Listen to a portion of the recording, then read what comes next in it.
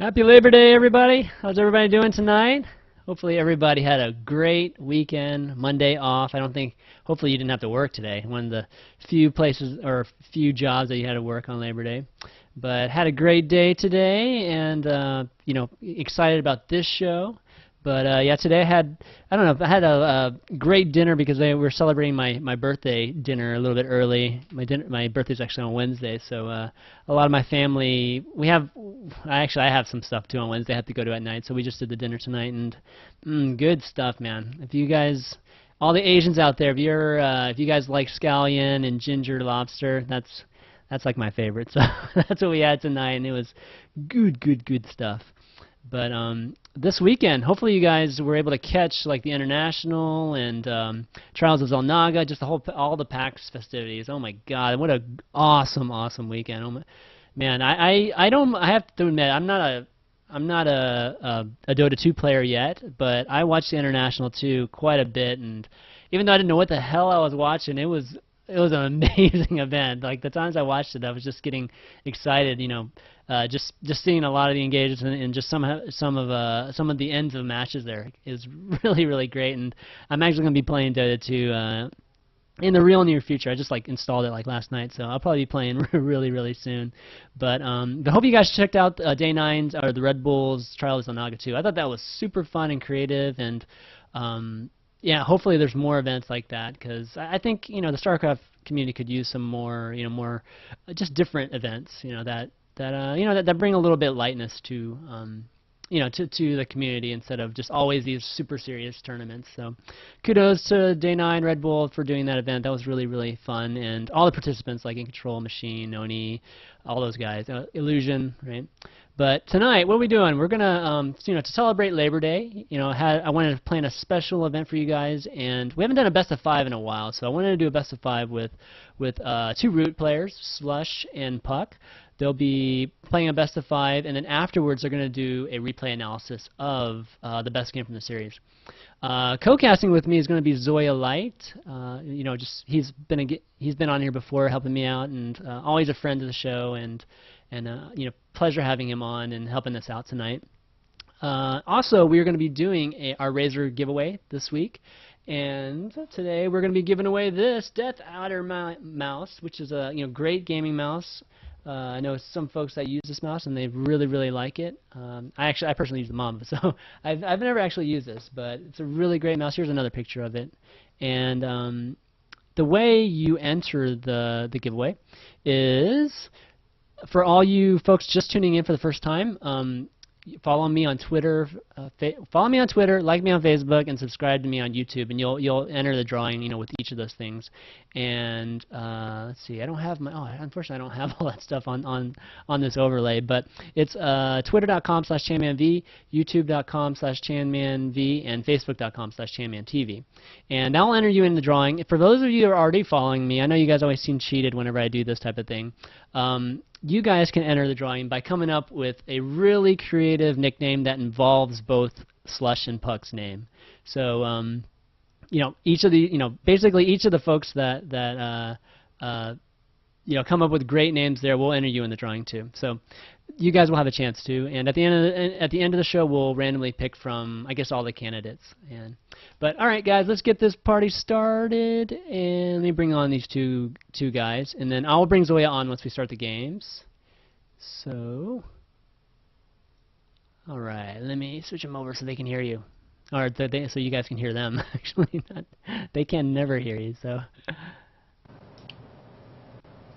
Huckleberry Snoop. Hey guys, what's up? Oh, nice. Hello. Hey, that's a good nickname.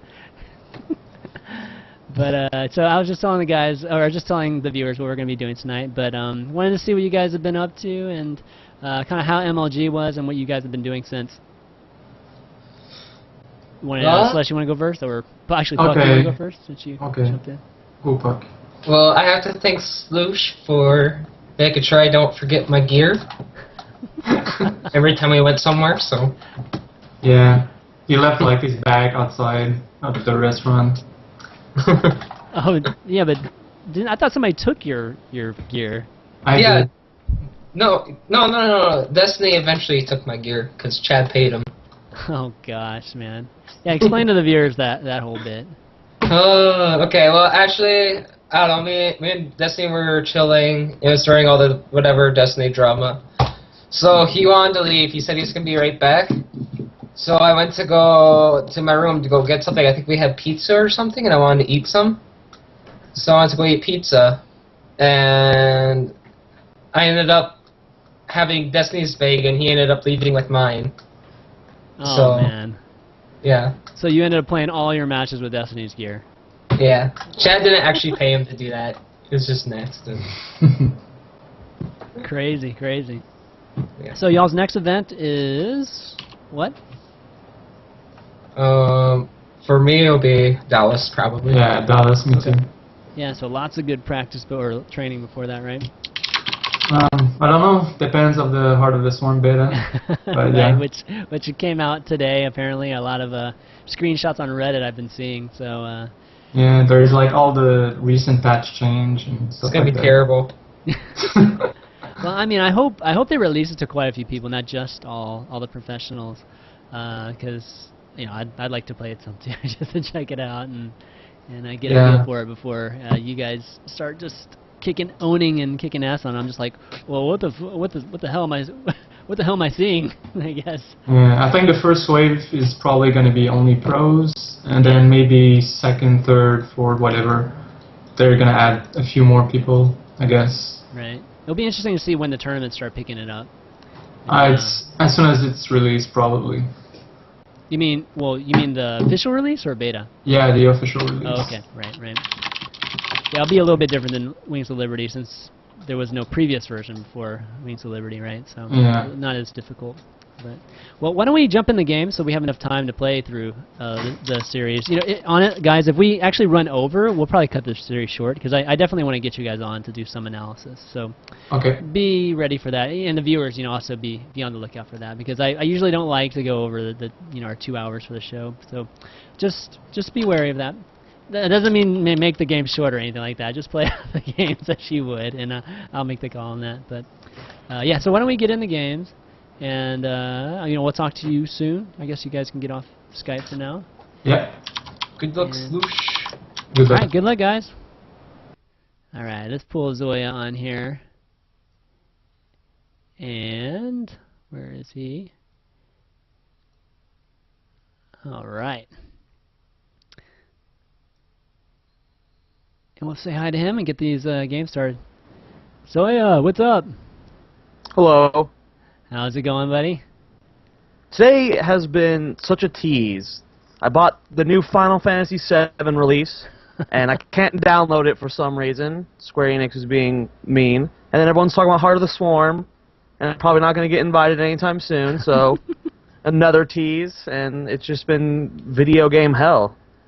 Oh, that sucks. Well, so you know for sure you're not going to get invited for Heart of the Swarm? Because I don't know for sure, but I'm keeping my hopes low, so I'm not crushed if it doesn't happen. Right. Well, big thanks for your coming on. To you for coming on, and helping me out tonight, man. I know, we did this last time and it was a lot of fun, so I wanted to have you guys on. And for those of you who don't know Zoya, I don't know who out there doesn't know Zoya, and ZoiaLight actually at this point, but he's a great caster. He's on Team Light, and why don't you plug some of your channels and kind of some of the projects you've been doing. I've been doing a lot of just casts on my own channel. It's twitch.tv/StarCraft Squad. I've been posting in your chat for the past 10 minutes. Awesome. I just cast multiple events there, ESEA, a couple light casts, just any tournaments. I just recently did the AGL. It's mostly done on my channel. And then I do other projects, so if you guys want to follow me on Twitter, it's twitter.com/ZoiaLight. And I'll tweet whenever I'm going live someplace like this, where I'm casting with awesome people like you, Chris. Thanks. Thank you. Yeah, this guy's awesome, guys. Definitely support him, and hopefully you enjoy the cast tonight, because he's going to be, he's the expert here, man. I'm just hacking it, basically. I wish I was an expert. I wish I was an expert. These guys won't let me join their game. Join ChanmanV channel, so yeah, and I'll get you in here. I have both of you real ID, or at least you and Puck real ID. Yeah, actually, let me just add you from my contact list. Where are you at? There you are. And first map viewers is going to be Ohana. It's hard picking the fairest ZVP map these days, or PVZ maps. It's just, there has to be some, wild cards in there every once in a while. It's too hard nowadays. Map bounce is just, it varies so much between each map. It's hard to get a perfect map pool. I can't add Puck. I will suggest him. There we go. Oh, I mean, I have him on my list. I just can't. Oh, whoops, that's not right. There we go. All right, I think we got it now. So Slush vs. Puck, man. You seen these guys two play much? Yeah, you know, I don't get to cast Slush that much. You know, I've cast him a couple times for a couple IEM qualifiers, but Puck, I watch his stream all the time. I get to cast him all the time, and they're both really fun players. But I love Puck's style, so I'm hoping he makes me happy today. Yeah, Puck has a really, really cool style that revolves a lot to do with warp prisons and that. I mean, and that particular style is the one I really like, where he just has warp prisons all over the place. So it'll be interesting to see.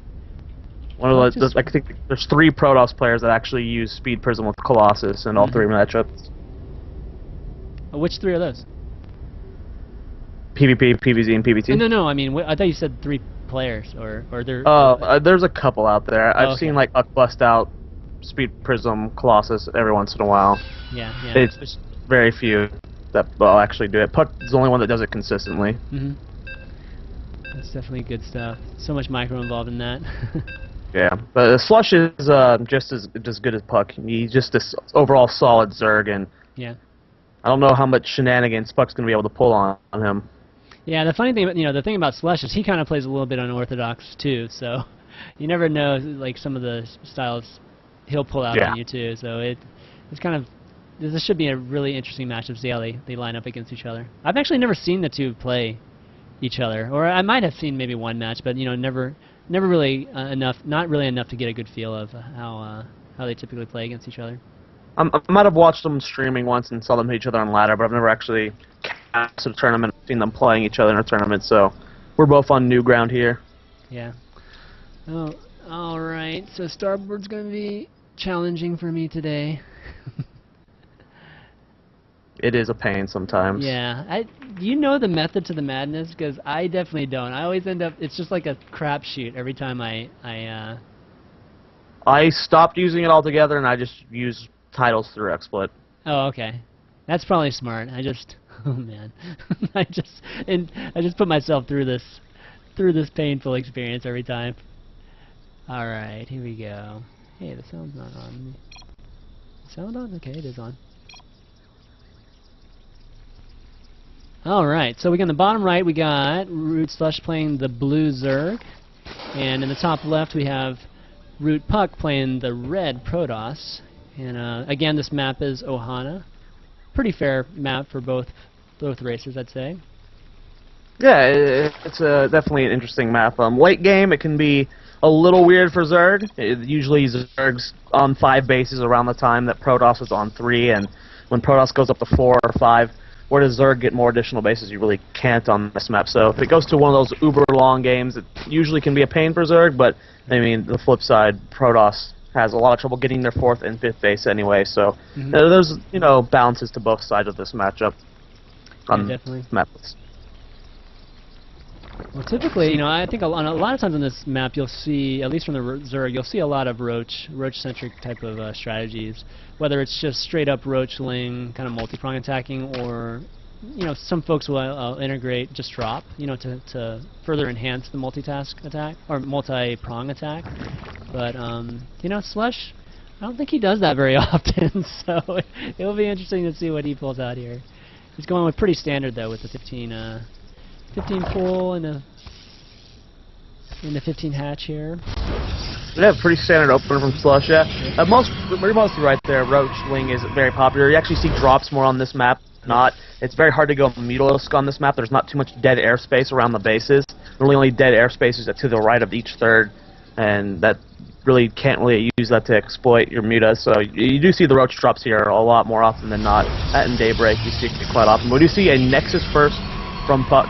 His Forge is just about to fall up with his Gateway, and we're just going to see a pretty standard opener from both players. Nothing crazy cheesy going on. Alright, getting that cannon up there. It's going to, everything's pretty standard here. No lings are going to get in there, and Slush just opting for that early third. Drone's walking over there right now, so pretty standard play at this point. I think we'll probably see, we'll kind of see the deviation once the gases start going down for the Zerg and let's see what tech path they decide to, or Slush decides to go with. Alright, with the second gateway going up, so got a 2-gate opening here. It's a little different, right? Yeah, that's actually a little different. and doesn't look like he's going to cancel it, so he's just going for the faster 2-gate, which points to Puck wanting to do just early gateway aggression. Yep.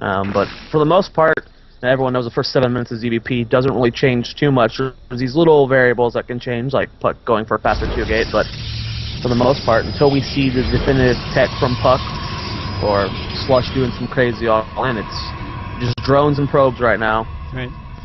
Just want to note that, or just point out that Slush, moved his Overlord that was in the natural over to the top right here instead of the top left between the bases, so they can keep an eye on those 2 gases. So early 4 gas is pretty indicative of early tech from the Protoss. So yeah, but it's smart from Puck to have this Overlord out, or to put the gases here, because he doesn't have a 4th gas in his main. He's only up to 3 gases right now, so this keeps Slush guessing. How many gases is Puck actually on? Does he actually have 4 gas, or is he only on 2 gases? Did he not take one in his main? So until he gets a scout of it, he's just completely in the dark. He does have his Overlord stationed outside the main, but he's not scouted anything just yet. Yeah, he no, can't he quite see that gas yet. So Slush also opting for an earlier creep tumor. I know a lot of Zergs nowadays, like they don't even, they're injecting the entire time for the first 3 queens. Basically, aren't throwing tumors down because they're just opting for just more macro. It's kind of funny. It's not, in ZVT it's like the opposite. ZVT, I feel like they're just creeping like crazy, but in ZVP it seems to be a little bit slower, and then all of a sudden, a bunch of creep tumors will go down, and the creep will be trying to catch up, I guess, across the map. But all right, looks like Puck's trying to break down this rock. I like the decision for the early creep Slush. He scouted the 2-gate. He knows that there's the potential early aggression, and connecting the creep between the 3rd and the natural is really important. You have to drag the queen over. So I do like that decision. We're actually seeing a pretty quick layer here from Slush, starting the layer before Zergling Speed or any other upgrades. No evolution chamber just yet. He has his Roach Warren started, but pretty quick tech play from Slush, and still no tech from Puck. Actually, he's up to double forge. Wow, really quickly here, and Slush gets a full scout of it.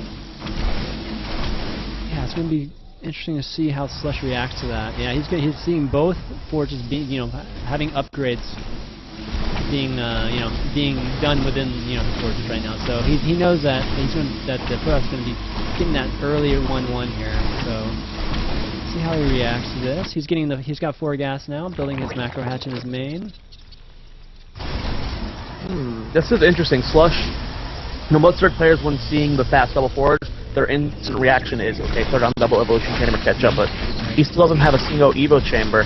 With his layer being done, I mean, is he just going to go for a bunch of Mutalisk, no upgrades, and try and abuse Puck for devoting so much gas to upgrades? Or, I mean, what's the plan? No, he's going on the infestation pit. This is so interesting, seeing no evolution chamber, and this is the 9-minute mark. There he goes, finally putting down 2 more.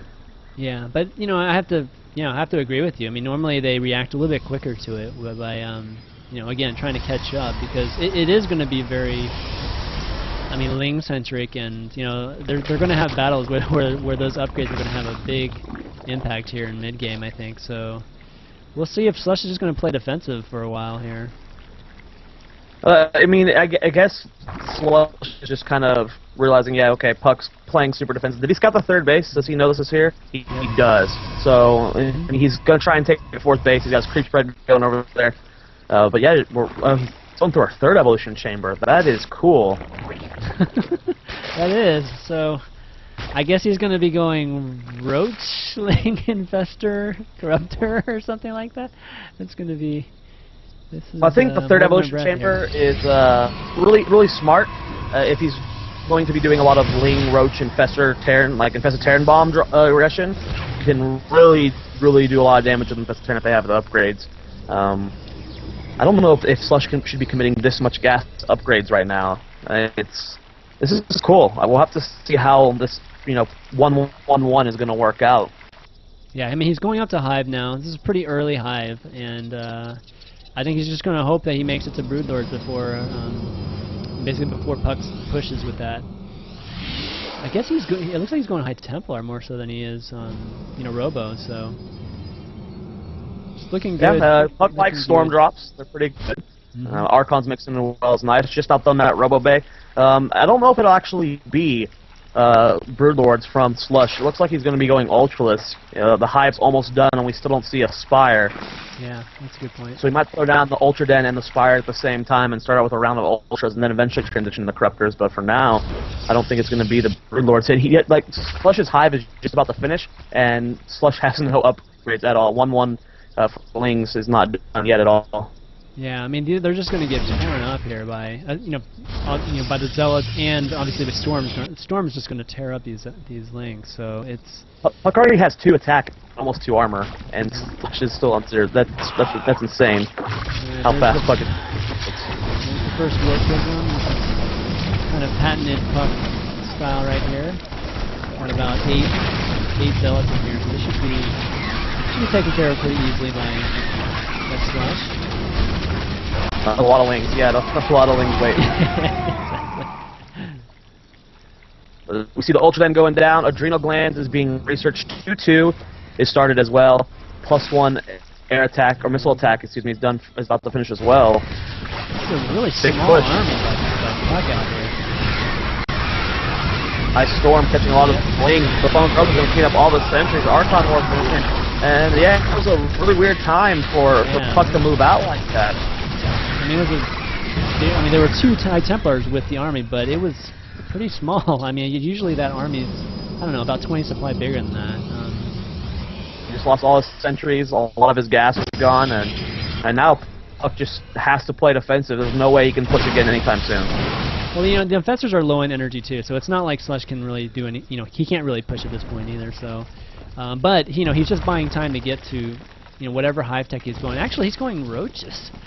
He's going Roaches off of this. He has Ultra Den done at his 3rd, but not research tightness plating, not building any Ultras. He's just building Roaches. I think he's trying to just mind game Puck. Right? I think so. Trying to force Puck to make a bunch of High Templar and skip Colossus and just overwhelm Roaches. This is weird. This is such a cool style from Slush. Well, he's building another 8 Infestors here, so it's going to be a very, very Infestor-heavy army with, I don't know, maybe he's throwing in Roaches just to, like you said, just to tank some of those, the Storm a bit, and some of the Archons that he's, I guess, adding to his army. But, he just added his first Colossi, and Colossi, as you know, kind of, melt that army, so we'll see how Slush reacts here. Looks like he is building his first Ultra. 1 Ultra on the way, chitinous plating being researched. He's got a Spire in production as well, so that Broodlord transition will come. Still no 5th base from Slush. He's just about to hit max. He's got a decent bank going, so sometime soon would be nice. Another Warp Prism going into the main base. Oh, but he gets and it will get taken out. Yep, nice grab there from Slush. Oh man, Slush is taking that top left base on the side of ROOTPuck, so I don't think Puck knows about that. A lot of Zergs like do it. It was really surprising if Slush would actually mine there with sitting drones there. It's just to delay Puck from getting his 5th. So you have to kill the hatchery and wait for creep to be dissipated. Alright, so these lings are pretty much throw away against that type of army there, but let's see what the Infestors do here with the Roaches. The Roaches are more resilient. Puck does have that 3-2. Upgrade for Slush for 2-1. But there's just a little too much here from Slush. He's already remaxed up to 200 supply at 29 Roaches production. Infestors getting amazing fungals in that engagement. A lot of Infestor carrying were thrown down. Puck microing very well here. I don't think Slush is going to be able to break up into this 4th just yet. But with reinforcements, he might be willing to press the issue. There's that Greater Spire finally started for Slush as well, so the Broodlord transition will eventually come. And he's starting his 5th base in the bottom right. Slush is just doing everything he needs to right now, and he's looking pretty good. His upgrades are still a little bit behind. He's starting 3-3-3. And once that's finished, he'll be even on upgrades, but I think he's got the numbers. Just depends on how he engages this. Yeah, I mean, I love the creep spread, too, because, unless it's a Warp Prism, Puck's not going to be getting any kind of, Zealot honor.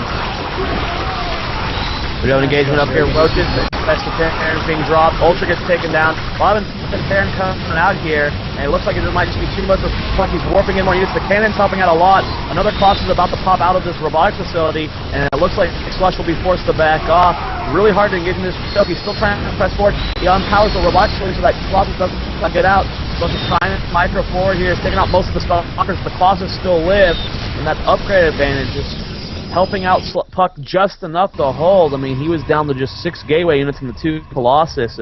if Slush was 3-3-3, maybe that would have been a different fight.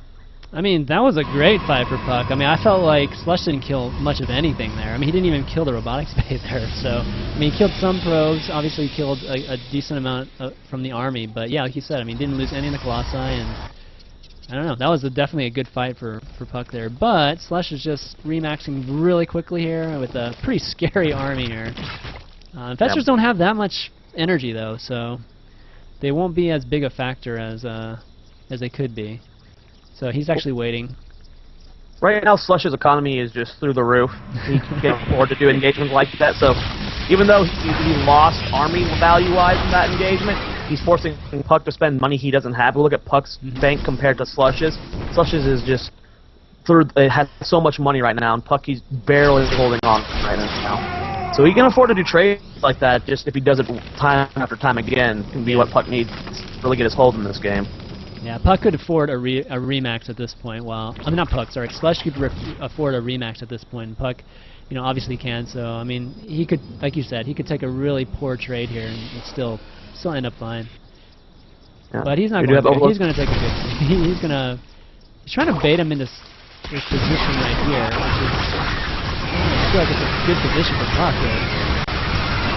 Bro's going down on all the Colossus, the gateway units, and I really don't like that Slush tried to engage right there. The Ultras are doing so much damage. The problem is Slush has 15 seconds until all of his upgrades are done. If he would have waited for then, maybe that would have been just a slightly different fight, but Slush just kind of ran into that, no upgrades, and into a bad position, like you said, and now Slush lost his entire army. What we discussed, he had the bank to be able to remax, but will he be here in time? He's trying to get Broodlords out.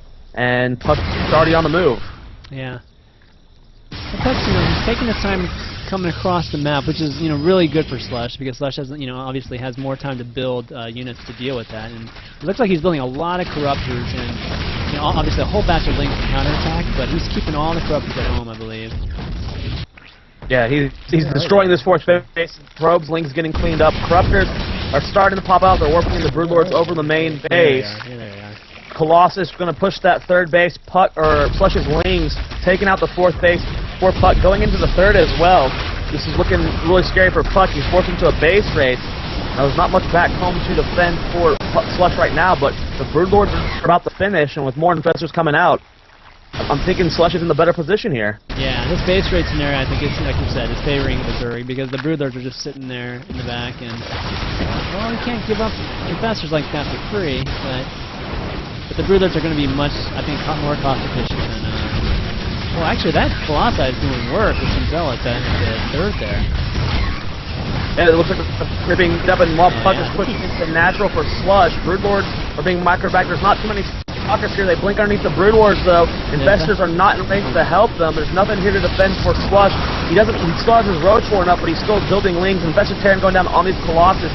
If Slush can somehow clean up these Stalkers and Archons, the Broodlords will reign free, but there's another big aggressive blink from Slush. He's going to lose Broodlord, almost loses two, but Lings are reinforcing the Stalkers. Archons are starting to fall, and with the Broodlord still alive, Slush should be able to clean up Puck. This was a lot closer than I was expecting it to be, this battle. But he's building Ultras here to try to clean up. But yeah, it looks like Slush will clean this up. And again, I think Puck's left with nothing. I mean, his economy's in shambles, and his standing army right now is pretty much all he has. If you look at the income tab, 25 probes, 36 drones. So both players are kind of really low on those harvester counts. Puck is barely mining though. He's trying to reestablish his third base. He's transferring probes over. Both players are building harvesters right now. 3 Colossus are working on the fourth base for Slush, and he's just trying to take out as many hatcheries as possible. Look at this army for Slush. Colossi just juked those Ultras. Oh, he's going to be kiting them. 2 Ultras versus 3 Colossi. Who wins, Zoya? Definitely the Ultras. Ultras are devouring these Colossus so quickly. This is almost GG for Puck. Losing these Colossus is just too much. So many Ultras on the field. What is the supply? 6 Ultras, 2 Broodlords, 9 Infestors. That's just too much for Puck. He only has 59 supply. It's in Zealots and Archons, and I don't know if it's going to be enough from the hold. Yeah, it's definitely turning out to be pretty much what we expected from these two.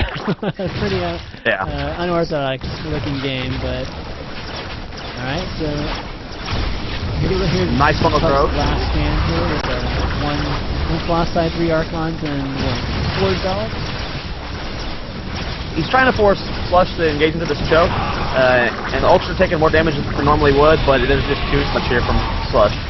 Puck's down to 44 supply, loses his third, get Nexus, and freaking Slush. Oh, man. Good stuff. Alright, it's game number 1, guys. Game number 1 goes to Slush.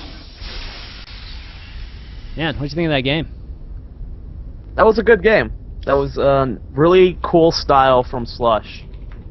Very greedy, but you know he had the reads he needed with his scouts, and he realized what Puck was doing, and came out on top. It was cool. It was a good game.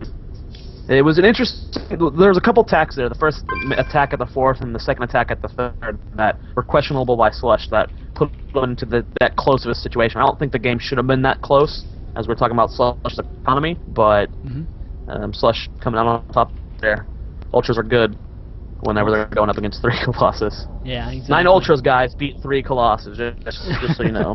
Yeah, exactly. Okay, next, it looks like Puck is picking Daybreak for the next map, so I'm setting that up right now. So what do you think about Daybreak in this matchup?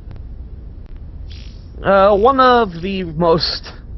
I have to choose my words carefully. I don't want to say boring, but any ZVP here is going to be split map and come down between, you know, the Mothership War. It's 9 times out of 10 when it comes down to, you know, there are the people who do try to rush for short games here if they're not comfortable with that late game style, but more often than not, it's going to be that late game style where it's just everyone's on 5 bases and it comes down to that one vortex. Yeah, right in the middle of the map too, right? And that's generally how it goes. But you know what, the Protoss, I feel like the Protoss has a better, they have more chances to harass the kind of outer bases with, you know, Zealot warp-ins, whether it's from Warp Prism or it's just from pylons and at corners of the map. So we'll see if that it's a big map. There's a lot of places to work in, stuff like that, especially when you're talking about someone like Puck. He loves his Warp Prism play, so we're definitely bound to see something. I've definitely seen games where he breaks out like 4 or 5 Warp Prisms, and there's just like constantly warping Zealots everywhere, which is really, really cool. Yeah. I remember one of the first games I cast that made me a big fan of him was on this map, and his robo was almost, he literally built 5 Warp Prisms and was just warping in all over the place on this map, just constant Warp Prism production. Yeah, it's a fun player to cast. Yeah, I mean, I like that style too. I mean, it's kind of more analogous to how a Terran would play, like with all his dropping everywhere with medevacs and that type of thing. So I really like it when some folks break out styles that are, you know, again, like analogous to other races, i.e. like Fitzy playing his crazy defensive Zerg style, which is so off the wall, you know, to most folks. So really cool seeing that. All right, you want to do some of the intros, buddy? Alright, spawning in the bottom left-hand corner of the map as the red Protoss from Root Gaming, it is Puck. And his opponent in the top right as the blue Zerg, beating him game 1. Will he bring it 2-0? We'll find out now. It is Slush. And just to remind the viewers, we're doing a giveaway tonight of a Razer Death Adder mouse, and the way you enter it is follow, like, subscribe, all my channels. You can kind of see the channels up in the top left-hand corner there, but it's facebook.com/ChanmanTV, twitter.com/ChanmanV, and youtube.com/ChanmanV. And if you're already following me, you know, which is awesome because you've been a long-time viewer or so, you can enter the drawing by coming up with a really creative name that involves both Puck and Slush's name. So, you know, in the past we tried to come up with nicknames for each of them, but tonight let's go with just some funny kind of, I guess, mashup between the two names. No one's allowed to take Puckleberry Slush. That one's mine. Puckleberry Slush. That's who.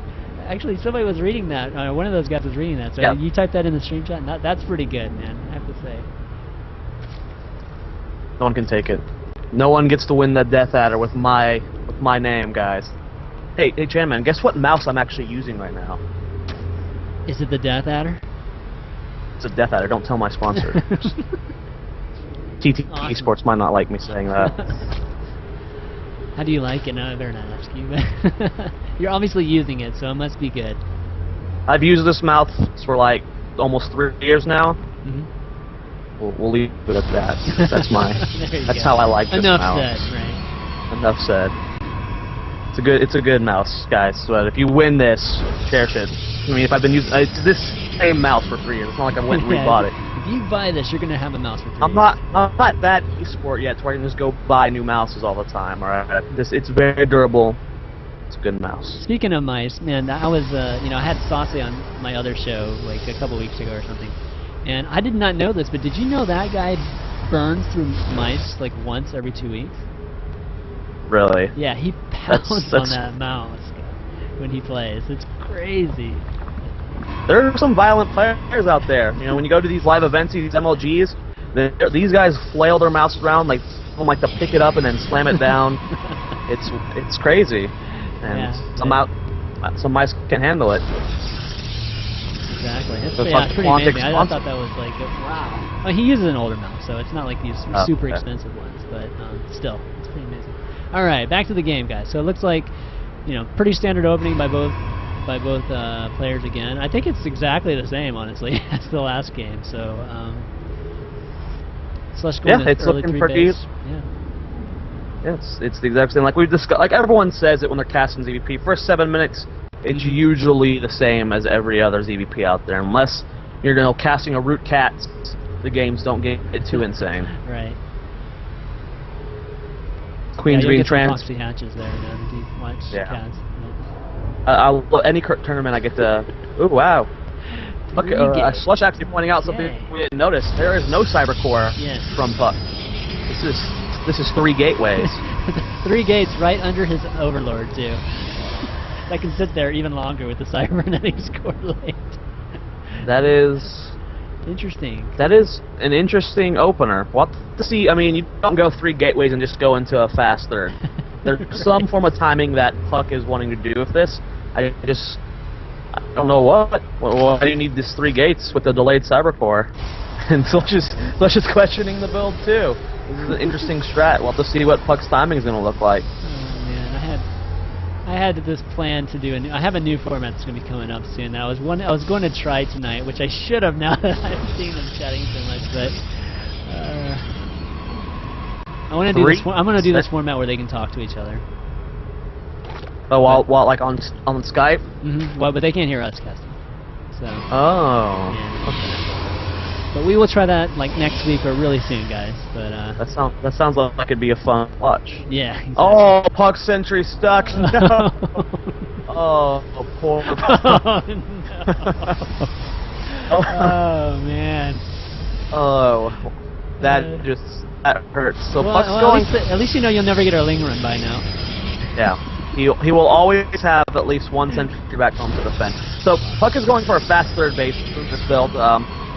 Really interesting with fast 3 gates, immediately opening up with 3 sentries. He's following up with 3 stalkers and going for a very quick expand. Yeah. And Slush honestly looks identical to last game right now. He's pulling up. Let's see, how many gases does he have right now? He's getting 4 gases, but he's opting not to take the 2 in his main base just to maybe fake Puck out if he gets a scout on the bottom 2. So he might think he's he's on 6 gas instead of 4. The Puck. Yeah. I've just been staring at Puck's base the whole time. Yeah, this sentry had my eyes locked on. I wonder how much of this sentry getting stuck. Like, did it change Puck's entire game plan? Did he go, oh, that sentry's stuck, now I can't do my timing, let's expand, or was he planning on expanding? I mean, more than likely he was planning on expanding, but no. What if 1 sentry was enough to make Puck change his mind? Yeah. You never know with this guy. He has weird builds. Well, when you open 3 gateways, you should open 3 forges. That's what Puck's showing us right here. That's what he's doing. He's got gas, armor, and weapons being researched right now. That he's taken a page out of a book from Slush, and exactly. This is interesting. These guys are showing us.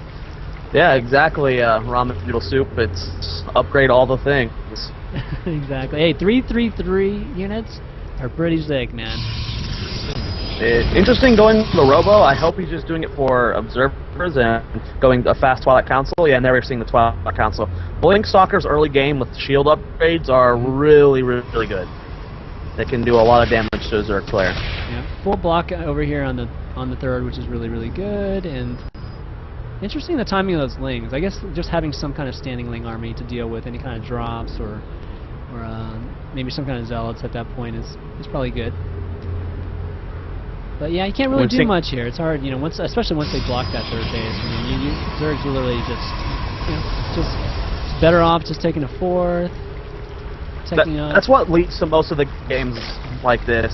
It's so easy to defend your natural base. You just force field this ramp, and then you can just completely wall off your third line like this. And what can Zerg do? They have two options: do either muta play, do drop play. I guess the third option is just take all the bases and expand it just everywhere. But we're seeing drops from Slush, and we'll have to see if this observer from Puck can keep an eye on these lings and see the drop coming. It's really smart too. I mean, his timing on this build has been like, you know, just as good as you can do it. So he's going to be dropping in here about 11:30. Those lings kind of make sense now. They're going to be ready to kind of rush that natural, or maybe even run the third here once Puck's army has to deal with his drop here.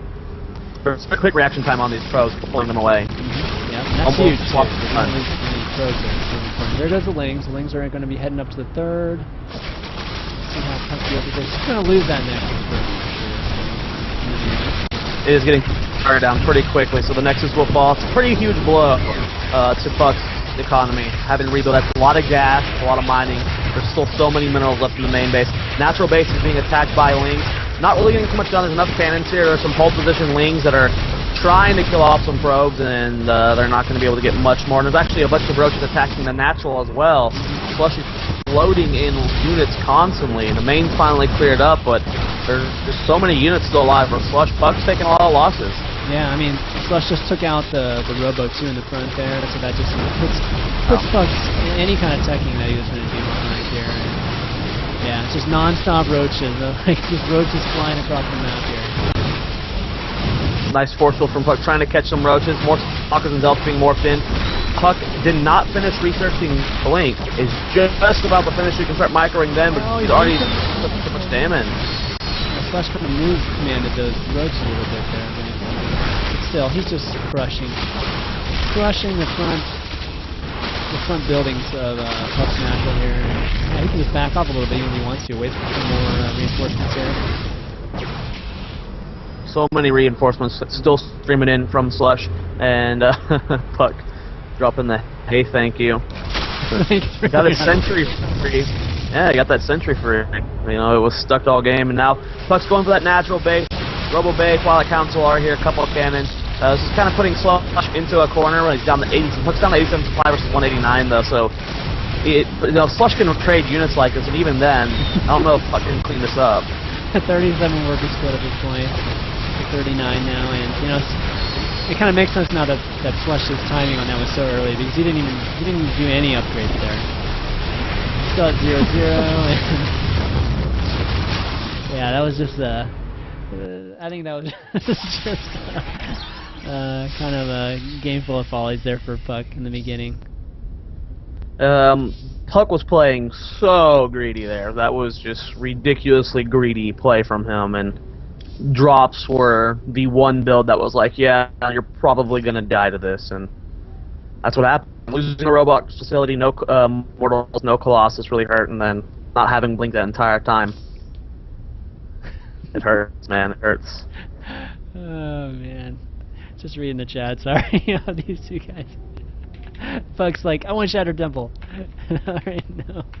Shattered Temple is not on the list. Alright, Cloud. Alright, looks like Cloud Kingdom is going to be the next map.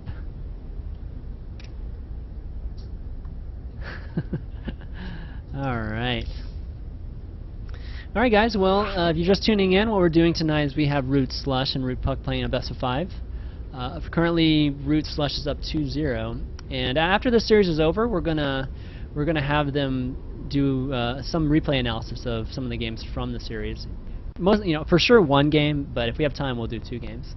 And joining me in casting these games is ZoiaLight. What's up, Zoya?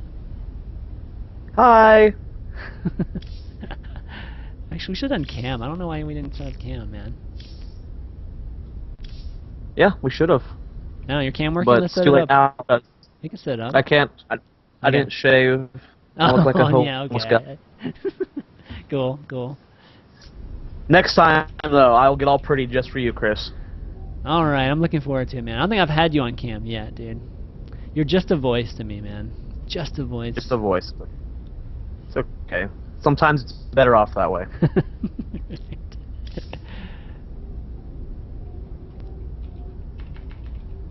Yeah, Cloud Kingdom, another pretty good map for ZP. I feel that after it's so hard for Zerg to get a 5th base on this map. You know, the 4th base, it's really easy to get. There's a lot of timings that can hit before Broodlords that are kind of scary, but other than that, 4 bases is pretty easy to hold. But 5 and 6 bases sometimes. The DTs are such a pain on this map to deal with. Right, exactly. Okay, actually, let me start this game before I mentioned the giveaway again. Actually, you can see the giveaway. I put this what should I call it, panning reminder about the giveaway, because the previous shows I've just been saying it over and over again. I'm just getting sick of myself saying talking about the giveaway. So here we go. I'm gonna start this out. But yes, we are giving away this mouse, Death Adder mouse, and the way you enter it is you add me on those social channels right there, and add me, subscribe, you know, like, and all that stuff. You know, Facebook likes, man, those are hard to come by, man. Have you noticed that? I don't have a Facebook. Oh man, so I think it's like 5 to 1, like Twitter followers to Facebook. They're so hard to get. I mean, and I look at everybody else too. Everybody else has the same kind of ratio. It's crazy. Something about Facebook, man. Facebook is. I don't know what I actually don't know anything about Facebook, so I can't try and figure out why. I don't have a Facebook. Really? You don't have a Facebook? You need to get a Facebook, man. I don't like social networks. I think they're stupid, and the only reason I have a Twitter is because Twitter's actually really important in StarCraft, or in esports in general. Facebook's just meh. Now people like start swapping over to like this Instagram thing, and it just changes all the time, man. I had a MySpace, but dude, that was a long time. Word of advice: you need a Facebook as a caster, man. Just get one, man. Or I'm gonna get Duran to make you get one. People say this all the time. They're like, there's 30 people making me Facebooks right now. One day I'll actually have one. I don't know if I'll use it, but there will be one. Yeah, I mean I've always had. I mean I've had a normal account forever, so it wasn't that hard for me to make a page for all this ChanmanV stuff. But I like it. I mean it's kind of cool when I can put like the overlay for the shows on the Facebook, so folks can see the image and stuff. It's kind of nice that way. But oh, look what we got here. We got Puck with a proxy gateway that's completely detected already by Slush's Overlord and his natural. We'll see what Slush does. I mean, even if he knows about it, let's see. Well, you did get a full scout of it. The Overlord chilling right above it. Yep, but this is not too well in from Puck. I've seen this build before. It's just like a pressure build. He wants to force an awkward situation on Slush's end. If Slush messes up, Puck can do a good amount of damage, and then back home he's just going to transition into a normal, like just a delayed forge fast expand. Yeah, these kind of builds are always great to try or practice and be adept with, because like you said, at the very least you kind of throw off your opponent and maybe put him in a build that he's not familiar with at all and will probably be inefficient at. So we'll see if Slush is pretty averse at or adept at dealing with this and knowing how to transition from this. So it looks like Puck's building 2 zealots and then he's going to go in, but by that time that spine's going to be up. Yeah, it's not going to be able to do too much damage. I don't see them being able to do much damage. The Lings are moving straight across the map. That's so smart from Slush. It's going to force an awkward wall off from Puck. Now, his Puck's already has his forge done, so the cannon will be getting up. I don't know. He's going to have to do a complete wall off. Yeah. He's going to have to put on enough way to finish that off. I mean, I'm surprised Puck wasn't, harassing at least the spawning pool up there. I mean, the spine doesn't have range on that, right? It might. Puck's just kind of worried about what's going on back home. He has to cancel that gateway. Oh, Cannon getting so. Gonna be good. Oh, Got those probes there. Oh, the Cannon He'll falls. deal with it. He got around though. He's gonna lose a few probes, but how many probes did he lose there? He lost 2 probes. Not too bad from Puck there. Slush still an awkward situation back home. He mined a lot of gas and now has 6 roaches in production, and Puck's completely oblivious to this. So this is a beautiful response from Slush. I'd be surprised if he built any more aggressive units after this. He should just expand after he cleans up the Zealot and Gateway, and just apply some pressure. So I guess the Zealot's just there to deny the natural, right? Yeah. But it looks like the roaches are coming out, and I mean the roaches are going to be tough to deal with, honestly. I guess if he gets three towers up there, actually that should take care of it pretty easily. Back at home, but he's going to clean up this gateway and pylon and probably expand after that, I would imagine. Yeah, I mean we already see that Slush is droning up. He's begun mining gas. So like you said, he should expand after this. The question is, what are we going to see from Puck? What kind of opener is he going to do? Is he going to still expand behind this? Is he going to go for just a 4-gate all-in? He still doesn't have that Cybernetics core down, still no Nexus. Not mining gas, so more than likely it'll be a Nexus, but that Overlord getting a little too close there. Puck actually committing to 3 cannons. So no, he didn't. Well, yeah, 3 cannons is smart here. He doesn't want to get, he doesn't want to lose to like 8 or 9 roaches here, so... Yeah. Smart by Puck here, but... He doesn't know how much Slush is committing to this, so it is smart to do that. But I wonder what we're going to see. Slush is already going to lair here, so I think there's a chance we might see Nidus here, believe it or not. We were talking about, Puck was just telling me that he just played like Scarlet like 6 times in a row like earlier, and she like would Nidus him like 6 times, so I wouldn't be surprised if Nidus is on the brain here for Slush. We'll see. This is... Yep, Nidus Worm, there it is. There it is. I mean, what do you do on one base? I mean, in going to lair, so... I think if the Nidus gets into the main base, Puck is just going to lose. Oh, he's so smart! Like, he sends those throws. Oh, he's so smart. Oh, no, but he's got the other side here. Let's see what the vision is for Puck. The Overlord is in vision of Puck right now. I don't know if Nidus is going to be able to get in. He's not going to be able to bust the front. You know where you do it? You actually do it right next to the bottom left of the gas in Puck's face.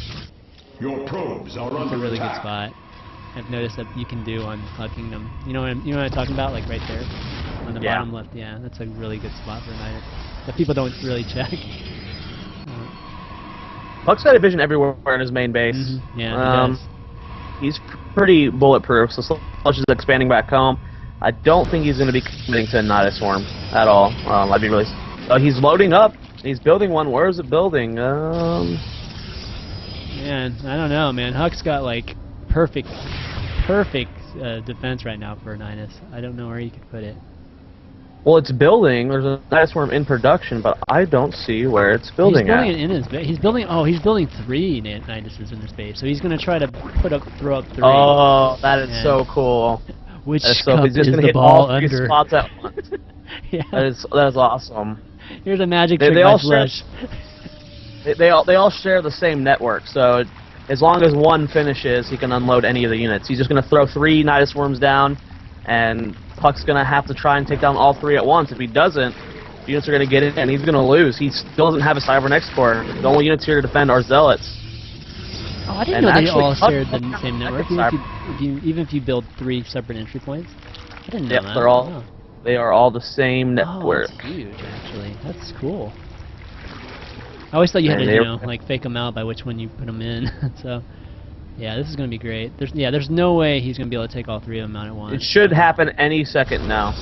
Just waiting for him to hit. He's getting his Overlords in position, and Slush. This is all in.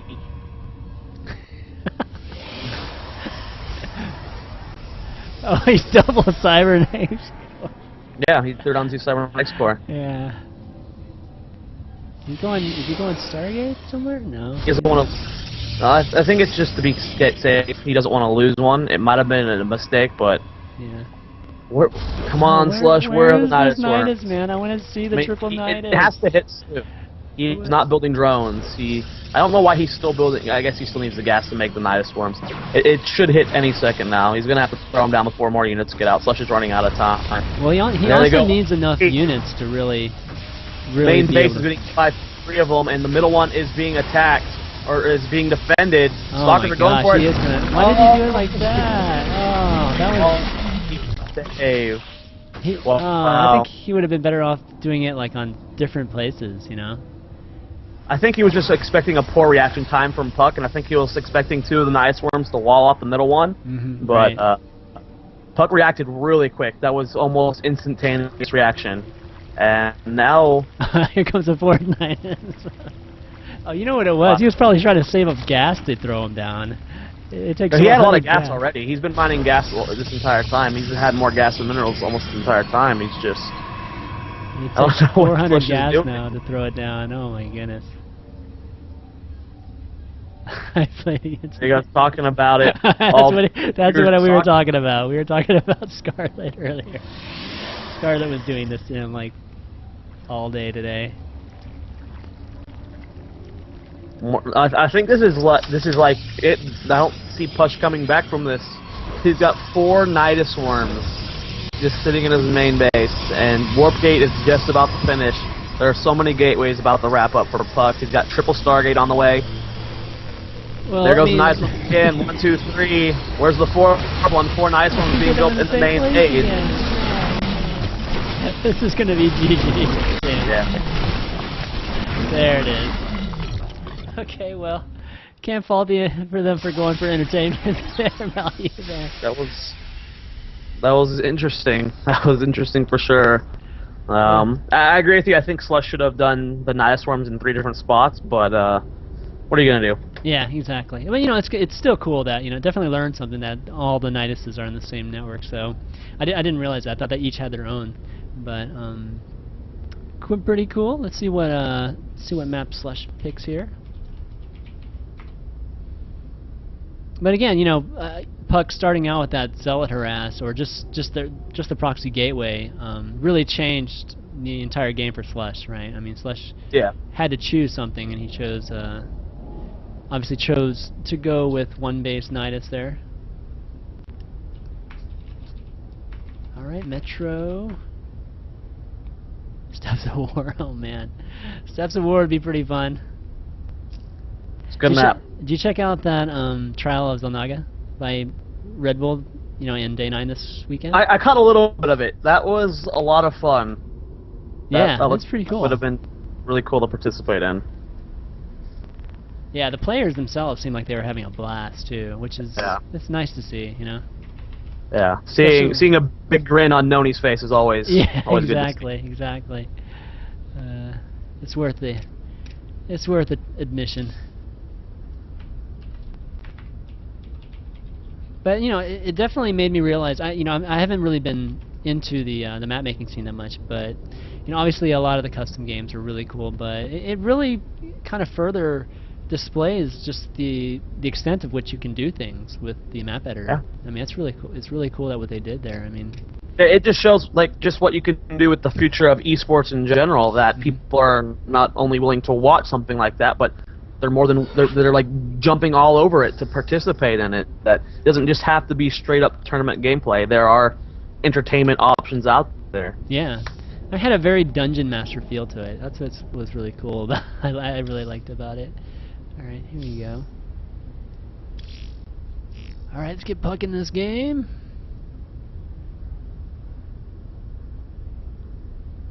Then we can get this started. Again, guys, we're doing a giveaway, and the Razor giveaway. We do this every week with Razor. Big props to Razor for sponsoring the show, this Death Adder we're doing today. If you need a mouse, this is the day to be watching the show and entering the giveaway. And the way you do it is you add me on... Whoa, I just knocked my mic. You add me on those channels right down there. Follow me, like me, subscribe to me, and you'll be entered in the drawing. And for those of you that have been following me for a long time now, you can come up with a really creative name with Puck and Slush, kind of a mashup of the 2 names, and you'll be entered in the drawing too. Okay. See if Puck's ready here. Alright, going into game 4. Currently Slush is up 2-1. And we're playing a best of 5, so Slush wins one more, it's going to be over, and then we're going to have these guys do an analysis on one of the replays. Alright, here we go. Start it up. Alright, Metropolis. What do you think of Metropolis? It's an interesting map. It's very spawn dependent, depending on. I mean, it's a lot like Daybreak, where if something doesn't happen in the first 20 minutes, it's going to be a split map, really long Broodlord Mothership game. But it all depends on what happens early on. And we have close air here, so Oh, wow. Warp Prism and Mutalisk are more off, or a much higher possibility. We see that a lot on close by air spawns, but what to see. Alright, yeah, I've seen some crazy games, but I typically see crazy games in ZVT in this map, but yeah, close spawns is kind of a little bit like Shakuris in a way. Some of the strategies, I guess. So yeah, it'll be interesting to see if Slush goes Muta. I know he likes to go Muta, or in the past he's liked to go Muta, but And these are the perfect spawns for it. Close by air. Yeah. You see a lot of stuff like that. Heavy drop play with the Terran. We'll see a lot of Warp Prism. Just it makes sense. Yep. I mean, go back to a map like Metalopolis, Shattered Temple. Anytime it was close by air, you saw drops, you saw mutas. And think about now, seeing these spawns right here. It's like, oh man, that is a close air distance. We go back play Metalopolis again. Oh, the current meta would be fun to watch there. Well, close air was ridiculously close air. Yeah. I mean, this Your at first, least is your first drop ship got out and it was in, or drop ship, medevac. So, I was playing Brood War this morning. Got all my names mixed up. I saw who was playing a Brood War tournament, I saw somebody tweet they were playing a Brood War tournament, today or yesterday. Who was it? Gosh, was it TLO? I know TLO. I can't remember, but I was like, oh wow, I was kind of surprised. The active community for Brood War, it's still out there. There's still a lot of people that play on it, so. Still continues on, even without the Kespa guys. Yeah, I was playing a little bit this morning. Brood War is fun to just go and play every once in a while. Really shows you what mechanics really are and how hard it is to play a game. After being pampered by StarCraft 2 for over 2 years, playing that game again is so frustrating. Yeah, definitely. They definitely made you work mechanically there, just macroing and that sort of thing. That's why people say Brood War's a harder game. Even just the is. path is a frustration. Yeah, I'm just, I still don't think that we've seen all the, kind of the actions that were used in macroing in Brood War translated into just phenomenal, just control and just kind of an overall sense of the game. Like for instance, I haven't seen that type of, the actions that say Jadon's used, right, to really translate into everything Azura can do, move an Overlord here, or Burrow of Bane, or drop Banes, and all at once, And, yeah, it's getting there though. Yeah, This game is much faster, so it takes a lot longer to transition. But there are some things that are translating over, and people are starting to get up there. But you're definitely right. Watching Jadong play Brood Lord versus him playing StarCraft 2. Yeah, he's still scary in StarCraft 2. His creep is ridiculous, but it's not up there just yet. But the game's only been out 2 years, so we got a couple of years. Yeah, exactly. So we're at that level. All right, looks like Puck favors this 2-gate opening into the Cybernetic score. It's not that big a difference, I guess, kind of alternating the two, but it's a really subtle difference that I guess stylistically he prefers. Yeah, it's cool. I like it a lot as well. Both times we've seen him go for a fast third, so we'll have to keep an eye on if he just uses this fast multiple gate to get out quicker sentries, or if he's going to go for something new this time and just show that this opener can be used for a lot of different type of mid-game playstyles. Alright, just nothing too much happening right now. But Everyone always says it, first 7 minutes CVP, the same. The same, Nothing. exactly. Nothing really goes on until you see the Protoss commit to some form of tech path or some form of expansion. He's got his +1 attack started a lot quicker than he has been doing other games, and this time it's only with 1 forge. One game we saw 1 forge, another game we saw 3. Is that a full block he has at the natural there, Puck? I think so. I can't tell if that's a hallway or not, but... I don't think it is. Actually, it might be. Yep, that probe confirming our thoughts. Oh, there we go. It's like a castle he's entering, and this is just... I mean, the two circles kind of overlap, so it's hard to... Yeah. Alright, the 2 stalkers are going to go harass a little bit here, kind of at least force some lings to be made, I think. Alright. This is a full style. It's a heavy stalker opener. He's already got 2 more about to pop out, so it's going to be 4 stalkers here. And with just slow lings, the stalker should be enough to combat this. And we're already seeing a proxy pylon go down for Puck. He's got his +1 halfway done, Twilight Council on the way, and 5 gateways in production. He's putting up the 7 gates, so he's doing it all in for sure. Where's the proxy pylon? I don't see it. Well, he's got the probe over here already. Yeah, he's got the probe over there, but... Oh, there he was. He was going to start it right there. Oh, he is going to start it. There it is. Pylon, and he's about to be on 7 gateways. Blink has started, +1's on the way. Stalker's catching a couple drones here, transferring to the 3rd. 2 pylons in production. Speed is only 3/4 of the way done for Slush. He's got 22 lings on the way. Drones are being pulled. He has to kill off these pylons as they finish and he gets in warp-ins. This is not going to work out. Stalkers are actually in a bad position right now, but he's going to be warping in some zealots here. His gateways are just finishing, so once they get converted over to warp gates, you're going to see another 3 or 4 warpings happen. But you know what? Slush is actually handling this really well. Yeah, whenever you're afraid of a warp-in, pull every single drone you have. Exactly. But more zealots are being warped in. They have that +1 attack. There are no upgrades here for Slush. He never built any roaches. There are 8 about to pop out. And Puck's not going to quit the aggression just yet. He's started rebuilding probes, but more stalkers are being warped in. Blink is halfway done. Alright, the stalkers are going to help quite a bit against the roaches here. Puck still has a lot of gas space. We can keep warping in stalkers for now. More lings are being mixed in by Slush. His gas is fairly low. He can't keep building roaches here. He's got a huge bank. He missed a lot of injects during that engagement. Stalkers are being warped in. He's still microing. Blink is not done just yet. It's got about 20 seconds left on it. Textbook 7 gate against, pretty much textbook roach ling defense here. I mean, both are on good economies to execute on both sides, so this is going to be good here. Oh, he's trying to grab that queen there. A lot of drones are being pulled. Slush in a lot of trouble. Lings are trying to get us down here. Here comes the drone. Blink is now done, so Puck's going to be able to micro his way pretty solidly here. Lings coming out of 3rd base. More zealots being warped in. All the drones have been pulled. With the drones being pulled, it's going to be close for Puck. Slush is losing a lot. Such a beautiful micro here from Puck, blinking all these stalkers, losing almost none. Roaches are falling back. More zealots being warped in. A lot of drones have fallen. Puck is 18 harvesters so far. +2 halfway done. If Slush doesn't clean this up before +2 is done, I don't know if he's going to be able to hold. Yeah, agreed. And Slush lost 14 drones in that last battle, so yeah, it's now or never right here because his economy's not. It's just hurting right now. Oh, that last pylon on the ball. Slush is trying to pick it off, but more zealots being warped in. Stalkers go back to the pen. Roaches and lings coming forward. More drones are engaging. More blinks from Puck. He did bring down another probe. He's got another pylon off to the north, so even if this pylon falls, Slush has lost so much. Income tab, it's 25 to 44, yeah, so even if Slush can clean this up, he has a mountain to climb. +2 is so close to finishing for Puck. He's up to 1. It's 10 seconds from finishing, and with +2, I don't think there's a single upgrade for Slush. Yeah, he's been on 0-0 this entire time. A lot of lings in production here, but... Push, so.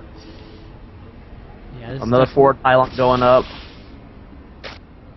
I think this is it, man. Yeah, I mean, there, but Slush's economy isn't strong enough to hold this at this point. Even if he did somehow hold, like, what's the hold gonna do? Puck is still ahead. He's actually gonna clean this up. Well, maybe not with Blink. Blink, he can get away, right? Yeah. That's too bad. Pylon. There's still one more here. We're gonna have to see. Oh, supply block. Supply wasn't warping anymore. There goes 5 more stalkers. Puck's not done up the aggression just yet, but... Yeah, honestly, Puck could just go back and get Robotech or something and win this game, but he wants to win it now. Yeah, good blinks from Puck, microing this very well here. Only losing 1 stalker so far. Roaches are streaming forward here, getting good target fires. Almost all the lings are done. This is really good from Puck, and it might just be barely enough to hold on. Another Warpin's going to help out a lot here. 5 more Stalkers on the way, and with the reinforcements, Slush is forced to back off. 3 Zealots in production. Supply 79. For the first time, Slush actually dips below Puck. And it's just showing you again what we talked about, that economy. Look how much 9-year-olds and gas at 20 to 5 probes cannot keep up with this. Yeah, he's probably not able to spend all his larvae right now. Yeah, he's not. So. And this just shows you how good Slush is. Him holding on this long. This has been amazing. Insane aggression with no upgrades this entire time. This has been a lot of good. And there's a GG from Slush. So we're having an ace match, man. Yeah, awesome, man. This is great. I mean, that's kind of what you want to see when you do a best of 5 here. But yeah, textbook 7-gate right there. I think, you know, off the 2-gate opening, obviously, but you know, well executed by Puck. And like, you know, like you said, Slush did a good job of trying to defend. But I think the Rock blocking the National in 3rd, you know, plus obviously the upgrade difference was really the kind of what spelled the difference between, or just kind of doom for Slush there. Yeah. I think he lost some of those units for free, you know, when they were rallying from the 3rd there. But yeah. Tough. All right, let's see what Slush picks. Okay, Entombed it is. All righty, let me get this set up here. So is there an event this weekend? Or is the TSL 4 finals. Oh man, that's right. There's just an event every weekend. How awesome has this summer been, man? Yeah, it's been pretty good. I'm excited. I think there's something else going on alongside TSL.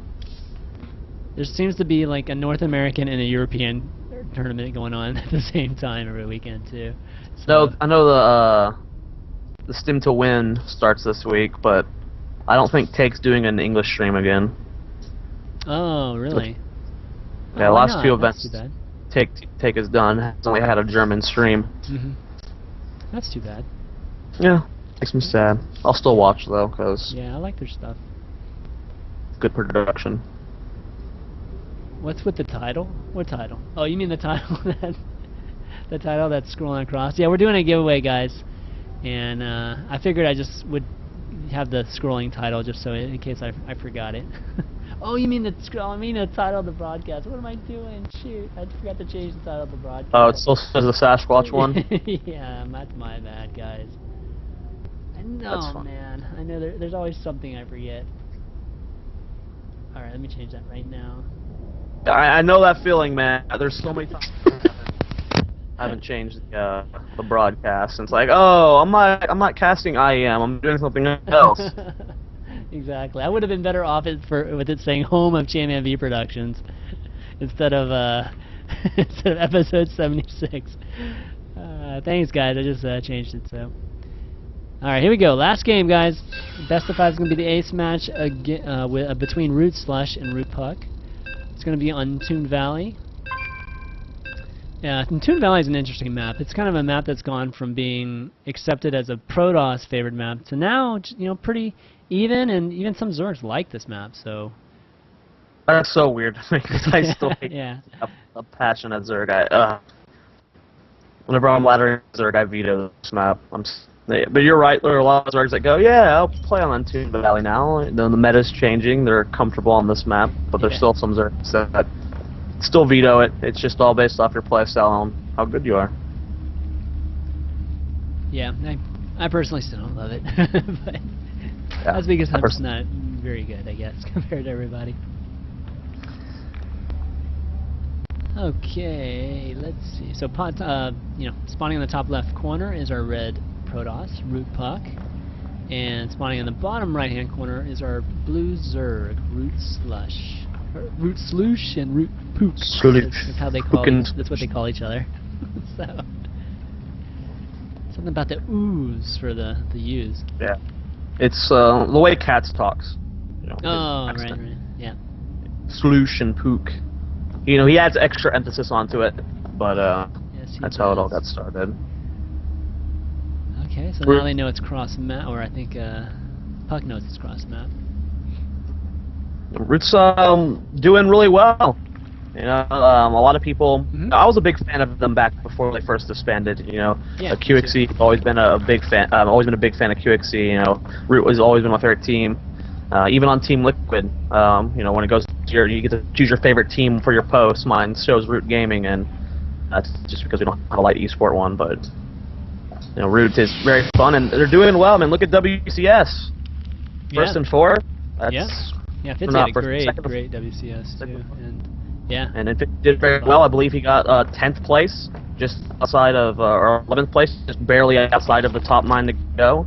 I mean, Puck playing very well in MLG, getting beaten by one of my friends, Bonk, because he's a proxy gator, but... Yes, he is. But, they're definitely doing great. And I really love the, obviously, like you said, Vibe had an awesome tournament too. But I just love the players they're picking up, and Cats is, Paulo and Drew are doing a good job of really keeping that friend mentality, and kind of bringing it to, kind of mixing, I guess, professional teams and the kind of grassroots friends type of teams. They're really good at that, and they're really the only team that does it. I mean, even when Axel Toss is casting, he's the official caster for Gaming. Yeah. Root, like all the members, will get on the cast with him. It's not like you almost. I don't think I've ever actually seen Axel do a Root cast solo. Cats is always there. Before Destiny left, he was always casting with them. You see Sloosh, you see Puck, you see all of them just participating. They're really good at getting their names out there, and they deserve all the fame they get, and it's probably more than they get because they're working hard and they're good. Yeah, and they just like hanging out with each other. There's something to be said about that, and I was a big fan of the original Root also too, with back when Sheth was on there and QXC, and just those sessions that they'd have where they're just talking metagaming, just about metagame and practicing and stuff. I mean, those are just some of the first memories I had of just really being exposed to the teams, just the current teams, and yeah, it's really cool that they're back and they're continuing it on and picking up guys like Masa and obviously Masa is Puck a and former Fitzy. teammate of mine. Yeah. I love watching Masa play. We used to be on the same team. Actually, I've done cast with him as well. He's a very open person, despite how horrible his accent is, and picking up Todd as well. Masa? Oh man, Masa has a horrible accent. No way, dude. I've had him on here before. I don't remember it being that bad, really. Yeah, it's so drowned out, man. Huh, I don't remember that. Okay. But yeah, he's a great player though. A lot of people don't know about. Yeah, he's so good. He is so good. Okay, so it looks like Puck's got this. He's got the proxy Twilight, or the hidden Twilight Council. Let's hide the fact that I guess he's getting either Blink or DTs here. I'm trying to decide which one it is. Probably DTs, right? Yeah. If it's in like this, it's definitely DTs. I mean, he could do something weird with Blink, but it should be DTs. So what are your thoughts on players that don't go with their standard play on ace matches, but really go for these crazier, I guess, quote unquote crazier strategies? It depends. I mean, Slush and Puck practice all the time together. So if he busts out something crazy like this, catch Slush off guard, it could be good. It's always has a double-edged sword factor where you could stab him, but if you miss, you're gonna stab yourself. So it's risky. It's nice being a wild card though. You can never predict people like this. And I'm sorry I've been distracted. There has been a spider just crawling all over my desk, and I tried to crush him, and he flew out of the way, and I've been looking for him for like the last 5 minutes because I hate spiders, but I got the bastard finally. Nice. Yeah, I personally enjoy it when seeing these type of strategies because I don't know, something about just being ballsy when everything's on the line kind of resonates with me. This is cool. Even Slush is I mean, he's got Overlord Scout in the main base. He has no clue. Can y'all hear me? Well, I'm not sure if he's there or not, but no, I can't hear you, Zoia. I guess we might be. Try rejoining Skype. I think we might have lost him on Skype here. Stream's still fine, right, guys? Appears to be, but let's try to call him again.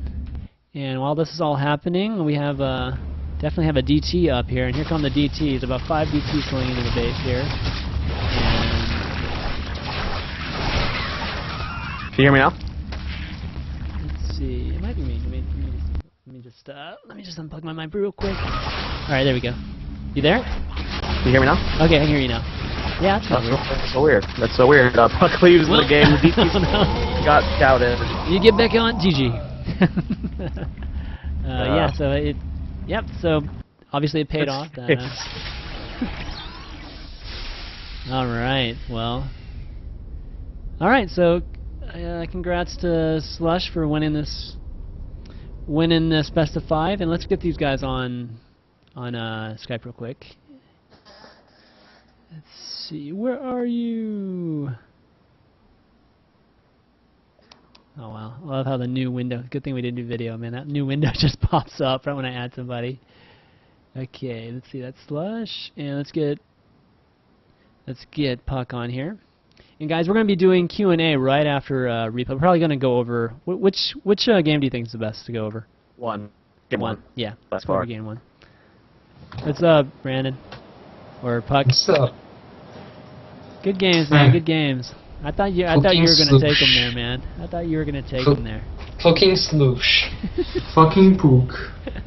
The fuck, pook. Or sloosh. Oh, man.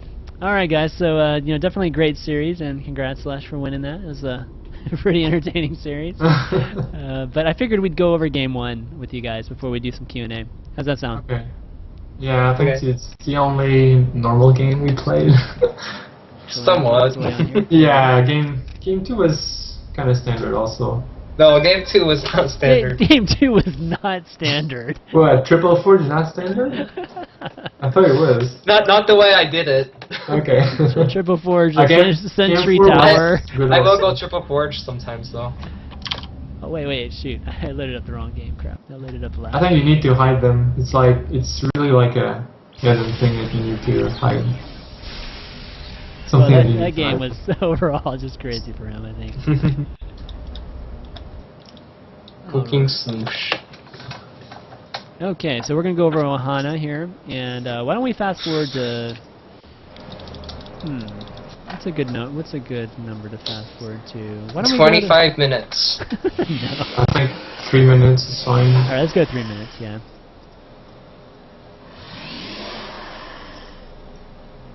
Okay, let me know when you guys get there. Oh, I I'm can't there. wait for joint replays. Is joint replays Right. going to be in beta? Heart of the Swarm? I hope so. So I have badly. no idea. Okay, are we going times 2, times 4, times 8, Let's faster? go times 2. Okay. Alright, here we go. 3, 2, 1, go. Alright, so kind of talk to us a little bit about what y'all's typical style is, I guess, on this map, in this matchup. Why don't you go first, Slush? Okay, well, it's standard 3 hatch and 2 gas at 6 minutes, Roach run at 7 minutes, pretty standard to defend pretty much everything. I get a really quick layer, like my first 100 gas is going to be a layer, and then it depends on what I scout. If I scout like Robobait and I get quick infestors versus Immortals on it, it's pretty good.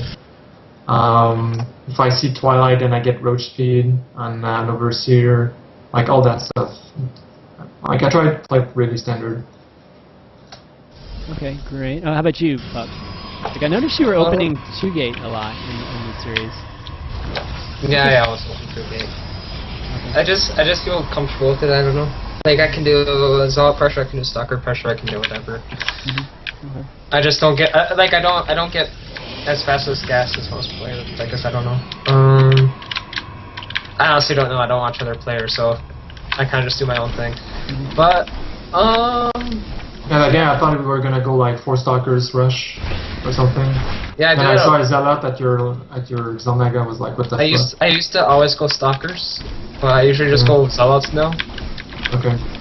Just so, like, especially on like Ohana, so I could break down the rocks and take a faster third or taller rim. Yeah. Also, I think the 2 gates is fine because sentries is like the same time as the warping sentries, I think, or it's even faster. I don't know. Yeah, I don't know. I think it's really fast. So then you can just pump out sentries out of 2 gates and get ready to expand and be ready to expand.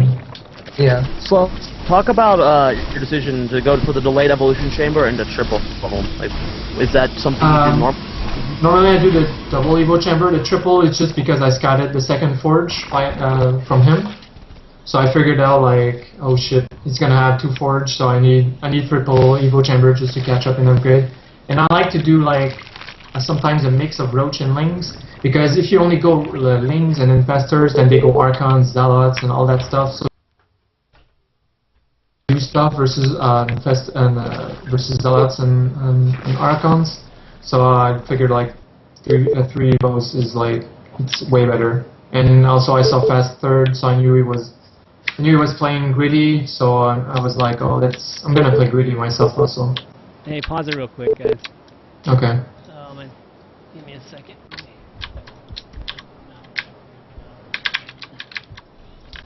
Do you normally get your evo chambers that late? Yeah. Like 9 minute mark. Yeah, because I vote for like I opt for like fast infestation pit and fast infestors, and until they don't get a third, I think upgrade is not.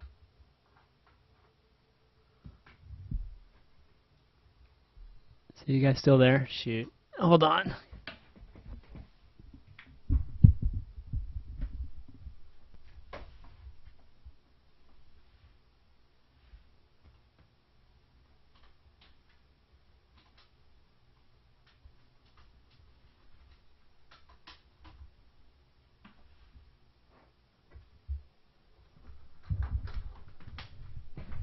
Fungal. I get fungal on. Alright, there we go. Shoot. Immortals, then I get all their shield down, then I can attack with potion. Sorry, my mouse just freaked out with that split there for a second. What minute are you guys at? I'm at 2.5. I'm at 10:25. I'm at 10:26. Okay, let me get there. Sorry about that. That's like the first time that's ever happened to me. Wow. Surprised me. How I do hear you about it fare? all the time, but I never had it happen to me. Okay. Ready How when do you you guys do are. slush against the fast +3 timing attacks with 0/0? Is it hard to hold? No, I'm not gonna have 0/0. I'm gonna have 1/1, I think. So you'll have 1/1 by +3? Yeah, and 2/2 is gonna be on the way. So if I can just like hold him off just a bit, then 2/2 is gonna kick in. Alright, are you guys ready to start? Yep. Yep. Alright, 3, 2, 1, go. I feel like the three attack from Protoss, it's not a waste. Like it's obviously pretty good, but Zealots is gonna 2-shot lings anyway. So I feel like it doesn't really matter that much. Okay. Alright, so you're just massing lings at this point. And And I'm just saving gas for infestors. All my gas is going towards upgrades and infestors. Mhm. If I see him attacking me right now, I would pump out roaches, but I don't need roaches right now. Okay. But you won't get aggressive until at least your 1/1 finishes, or is that even play? No, I'm not gonna play aggressive at all. Okay. I have one more base than him, so I'm just waiting right now. I see. I have a question for you, Buck. After your Okay. first warp prism is cleaned up, Okay. like the chapter now, you move out across the map, what you're doing right now, it's not a very big force. You have a storm, you have a handful of sentries and zealots. Oh, I want to know what I should have waited for another warpin. And yeah, I mean I should have just waited for the warp prism in general. Wait, is the warp prism there? No. We got the Can I- first one got cleaned up in the main base. Oh, but I usually make another one. I usually make another Yeah, one. Mhm. you do want a second one, but it doesn't happen for a while. Yeah. Forget when you I sent think you should have moved out at the same time as your warpism came Yeah. to my base. Yeah, you could have taken that fourth out. That would have been way better. But- than, I mean, I need another warp prism. I should have just skipped the Colossus and made another warp prism. yeah. Because if I can't reinforce my army moving out, if you just go kill my army, you can just kill me usually. Yeah. That's a good point. Yeah, I think if you move out and I like sell your force, I can just like kill you. Yeah. So. So at this point, you're just Do kind you of normally- you're trying to build some Colossi and some Storm at this point. You know. Deal with I guess Ling, Roach, and Vester, right? That's pretty much what he's showing you. And this was just another stupid engagement by me. Yeah. Yeah. You moving out is not not good. Especially if you get a 4th base, you should just maybe sit until Mothership. Do you normally go Storm before Colossus spot? Yeah. Usually. Yeah, I think Storm is way better than Colossus nowadays. Yeah. Talk to us about the Ultra decision. It was kind of like, if I wanted to be aggressive and really quick, I needed Ultras, and I had decent upgrades on my lane, so Ultras would be good. And also I had like a lot of quick economy. And I feel like if I get like Broodlords, I need a lot of gas, and I had like no gas or not that much. Broodlords aren't even that good first 3/3 upgrades until you get full upgrades yourself. You mean against Protoss 3/3? Yeah, I think I like the Ultra first, and then the Broodlords after. I think it's just a tiny bit better. Like right now, I'm getting like all the gas on the map, so now I can go full on Broodlords. Obviously, it's gonna end up in a base trade, which favors Zerg almost all the time. Yeah. Talk about this push you're about to do into Puck's 3rd. That was a terrible engagement. Yeah, that's what I was talking about. Like, what made you go into there? Do you think you could bust him? I thought I had time before he moves down the ramp. I see. I was like, I kept faking his natural. I kept faking the 3rd, not the 3rd, the 4th base. So then I came back to the natural, and I thought I would have time before he moves down the ramp, so I could like push and then just fungal the ramp and put down Vested Terran and stuff. But then he moved down really quickly, which was pretty good by him, and then he caught me like kind of off guard. My Ultras like did not have good surface area, but then I just remaxed on links and counters. Yeah, that's obviously that was really important that you just immediately counter with the lanes instead of trying to set up to defend this push, because you're not going to be able to do much with 6 Colossi there. Oh yeah, with 6 Colossi you need Ultra or Broodlords, and my Ultra just died, so I had no time to remax on Ultras. Yeah, 2 Archons there obviously meant that you couldn't just build Corruptors either to stop that. I think Corruptors is a good way to like patch things up, but it's not the hard counter to Colossus. So it's a lot of supply gas and minerals wasted just killing the Colossus, and they still do damage. Like you're gonna kill them, but they can still shoot you.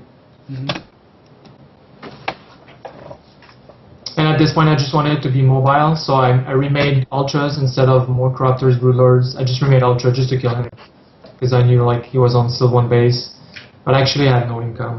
I think if you press I, like I had like 5 drones on minerals. Yeah, I mean both of you guys were basically anything, so. All right, so I guess in retrospect, Puck, you think going to Mothership would probably have been better, or? No. No. I hate relying on a single unit to win a game. I'd rather just go double upgrades and have a stronger army over relying on a unit that's really slow and easily gets like Neuroparasite. I feel, I don't know. I really hate the Mothership. What you can do is like. Protoss actually says they hate the Mothership. I'm having problem these days versus Axav. He's a fantastic PvZer, so. It's what he's doing is like he used the Mothership, but almost only for recall until you attack him. So it's like the only thing he does is like Warp Prism all over the map, and he sometimes like if your army is like caught off guard, then you jump, attack one of your expansion, then recall back, and that's the only thing he does. Like he sits back, defend, push, and recall, all that stuff. And if you attack him, then his Mothership is there to vortex your Broodlords. Okay. So it's actually really, really good, I think. Yeah. Because like if you go with your Broodlords, Army, Infestors, it's pretty slow. So if you can like base trade, kill off your like 2 most like your 2 best expansions and recall, so you're basically all in with your attack of Broodlords and Infestors, because like it's gonna be hard to like just remake the base, and there's still like Warp Prism around, so it's really hard. So yeah. Yeah. I think recall is going to be really good. And Heart of the Swarm, the recall ability is going to be used a lot. Imbalanced. Yeah. It's going to be pretty imbalanced, I'm not going to lie. I've heard stories of it already, which is in its current state, and it's crazy. That and the whole energy charging thing, or whatever TT1 was telling me that when he was trying it like a month ago or something, like 4-gate was insane. It was so easy. Yeah, you can boost like energy on a unit, and TT1 used to like make a really, really fast Oracle. It gets all the energy on the Oracle, and then the Oracle can like triple block your mineral or the triple base on Desert. So you cannot mine for like 1 minute, and it's pretty huge. So yeah. Wow, that's crazy. All right, guys. Well, we're going to be doing Q&A. The way we do Q&A on the show is you add me on Skype. My Skype ID is ChanmanV, and I'll pull you into this call. And right now, XSplit is not changing for me right now, so this is not fun. But yeah. So, anyways, guys, add me on Skype, and again, we're doing a giveaway today, which for this Death Adder mouse, and it's kind of your last chance to enter into the giveaway. What you do is you add me, or you follow me, you like me, or subscribe to me on Twitter, Facebook, and YouTube. Those channels right there. And if you've already been following me and you know, or added me on all those channels, come up with a really creative mashup between Slush and Puck's names. Something creative, and you'll be entered in also. But let's see if we have any questions here. If you don't have Skype, you can type out your questions in the stream chat too, and we'll be sure to answer them. Okay, finally, gosh. How many friends do you have on Skype? How many friends? Yeah. I don't know, too many at this point. I have a lot of them, just because of, you know, obviously all the players and people in the industry and that kind of stuff. How about you? Well, I have quite a few. I mean. Yeah. But you like tell everyone, add me on Skype so you can ask these players questions. Oh no! I don't keep them on Skype. Oh. I remove them afterwards. Oh. Not that I don't love you guys, but you know, I figured I'd just re-add them each time. But yeah, guys, come on, add me. No callers tonight. Come on, guys. I know you want to call in. I know you want to call in. So, yeah, you got a question for these guys? Yeah, talk about your MLG performances. How are you guys feeling about them? Any memorable games? There you go. I mean, how do you feel losing the bonk? I really don't want to talk about that because the guy comes up to me, he's like, "Oh, I'm such a big fan of you," and then cheeses me both games. Puck, anytime you're playing someone you don't know, ask me. Bonk, cheese, like, that's all he does every single game. You would have been like, "Hey, boy, I would have like, he's gonna prosecute you every single game." And if I would have known that, I would have made it easily into the championship bracket. Or pool play, I should say. But, whatever. The bracket was easy? Yeah, the only good player... your bracket. The only really good player that was in it was Henderlisk. Oh, yeah. And my PVC is usually pretty good, so... Yeah. Henry had a good run, too, man. Yeah, he did. So what about you, Slush? Oh, go ahead, Puck, continue. No, let Slush go. I just want to say that Puck beat Forzane and Beastie Cutie with Destiny's gear, so yeah. That's a pretty big deal. Yeah, that's a pretty big deal. It's so hard playing with a different... And they still won't feature me on TL. They still won't, really? Yep. Do you ask? Puck gets like almost 100 viewers without feature. You know you have to ask, man. I know. Oh, we ask. Don't worry. Cat is really? asking like every day. Yeah. Oh, really? Oh. I average like 200 to 300 viewers at night and like 100 during the day. They still won't feature me. I'm a sad person. All right, don't teat me is asking. Could you talk about, I guess, Destiny leaving the team and what your thoughts are on it? I mean, that's really getting annoying. Like. Yeah, exactly. That's why I wanted to just hurry up and get it out of the way.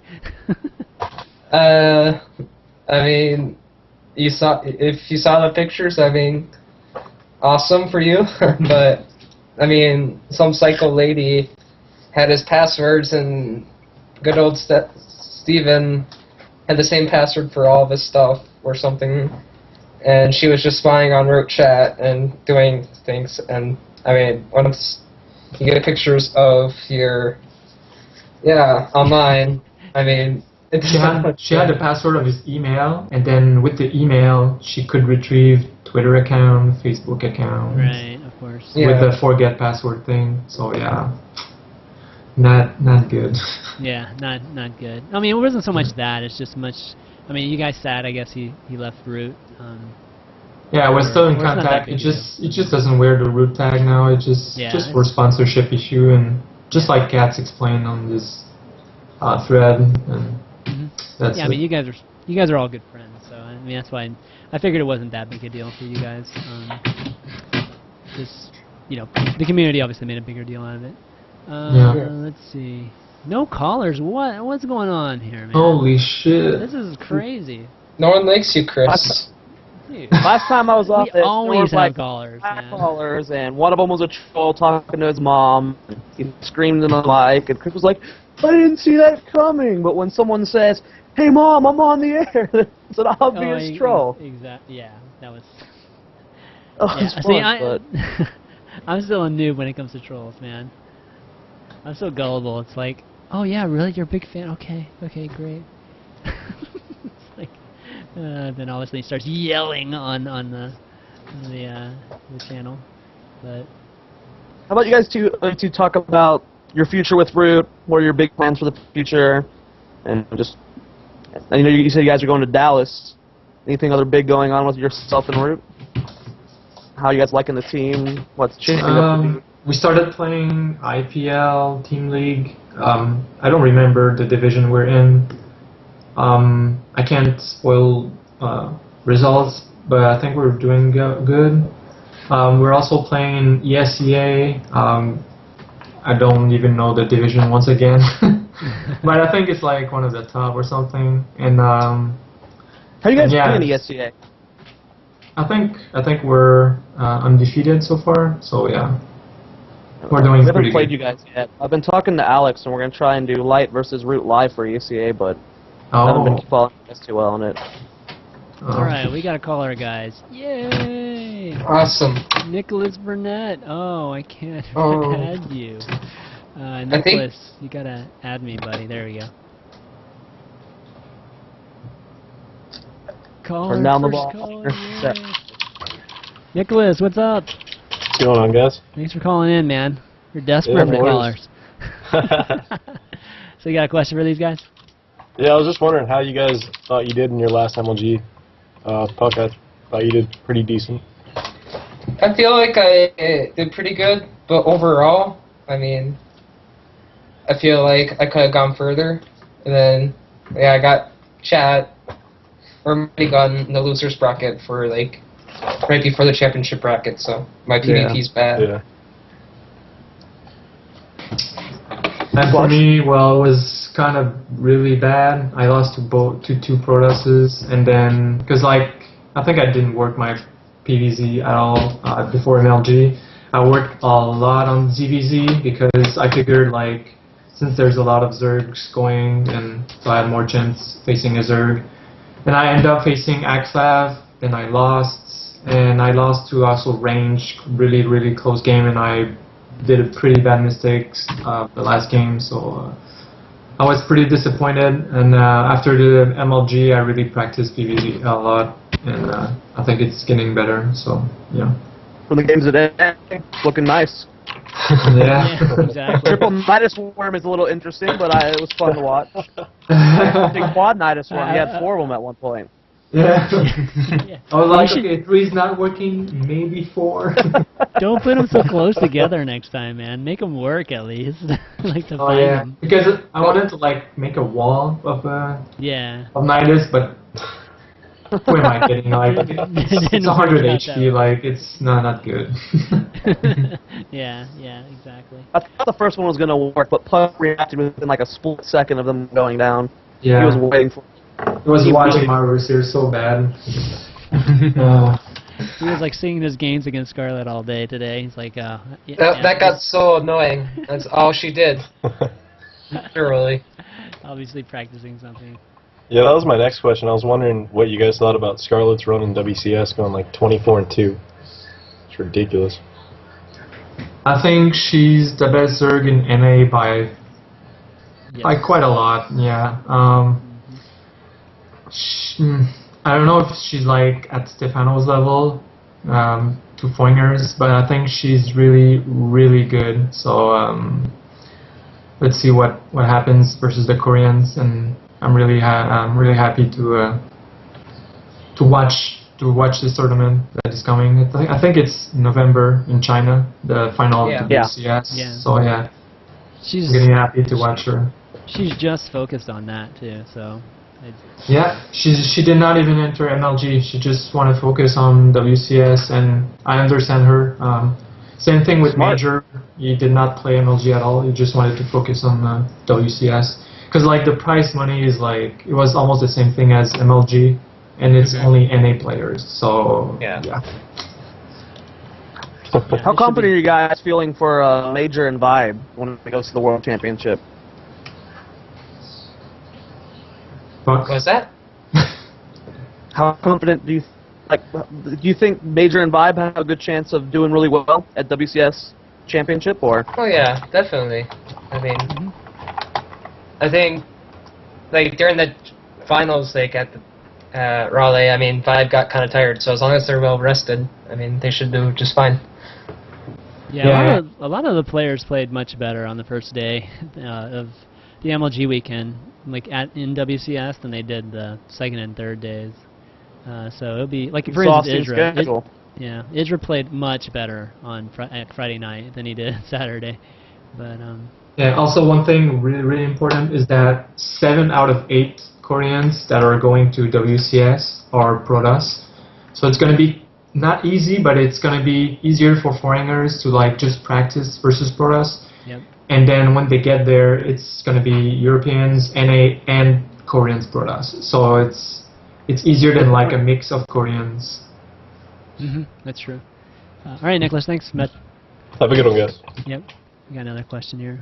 Yeah, it's going to be. I'm telling you, like there were a lot. I mean, I thought this MLG didn't have all the really great Koreans there, but I feel like the foreigners kind of, took a step forward in this, because there were some really good upsets, that people just didn't talk about, like Trimaster 2-0ing MKP and Hawk beating Lacira. You didn't hear anything like that in past MLGs, right? Even if it is kind of ZVZ and that kind of thing. So, I don't know. I felt like that was good for the foreign scene. Henry, what's up? Hello? You guys still there? Hello? Yeah. No. Henry, you there? I can't hear you, buddy. All right. We'll call Henry back in a second here. Oh, look at that. That's cool. What is that? What animal is that this Chris has here? Right. Oh, I just see a question mark. Yeah, me too. Yeah, I see some ostrich or something. Chris Casas. Next caller here. Chris, you there? Oh my God, what's going on? Can we just not hear people today? They're too shy. Oh, man. Hello, Chris? Oh my God. Or they don't have a mic. Exactly. You guys got to get your mic. Your mic's got to work. What's going on? Shoot. All right, one last chance. This is the last caller, Henry. Then we got to do the giveaways, and then we got to do some shout-outs. Hello? Hey, Hello? Henry, what's up? Hello. So I have a question for Puck and Slush, and the question is, with the Heart of the Swarm coming out and beta, like just days from now, how will you guys be practicing? Will you still be focusing on Wings of Liberty, or will you guys be playing the beta, even though everything could be changed? I'm personally gonna stay with Wings of Liberty. To me, I think Heart of the Swarm is gonna be. I mean, I don't know. I just don't like it. I don't like the sound of it at all. So, for the most part, Wings of Liberty. Okay. And for me, it's like the complete opposite. I'm gonna play Heart of the Swarm a lot, and some Wings of Liberty if there's like a tournament coming, for example MLG, stuff like that, but mainly the beta. And I think with the Heart of the Swarm coming out, the meta game is not gonna shift a lot in Wings of Liberty, so you don't need practice. You don't need a lot of practice to actually keep up. You just need mechanic practice. So I think Heart of the Swarm is the same thing. It's gonna keep my mechanics warm and stuff like that. So I think it's gonna be. I think it's better to just practice right away Heart of the Swarm, in my opinion. Okay, thank you. All right, thanks, Henry. Snowstorm, man. All right, guys, that's going to be it for questions today. We got to get to the giveaways, so... And now people are like calling in, jeez. But well, hopefully you'll catch them next time they're on the show, so you can ask them awesome questions. Or maybe you can ask them on the TL thread, the show TL thread, and maybe, I don't know, you guys could maybe answer them. But, okay, we're going to do the giveaway, guys. Let's see, lots of interesting names. I'm going to read some of them out, but all you guys that actually submitted, names, you're going to be in for the drawing. But again, we're doing a giveaway for this Death Adder mouse, and I'm going to have you guys pick a random number here. Let me see how many folks are entered in this bad boy. So we got... Alright, let's say 1 and... Right. 1 and 30. So 30 folks entered. And I'll read some of these names out in a second, but... Slush, pick number between 1 and 30. 22. Alright, 22. Unfortunately for the Twitter folks, that's not you guys. Okay, so 8 from the bottom. Alright, see who it is. I'm going to use the drum roll this time. Yeah.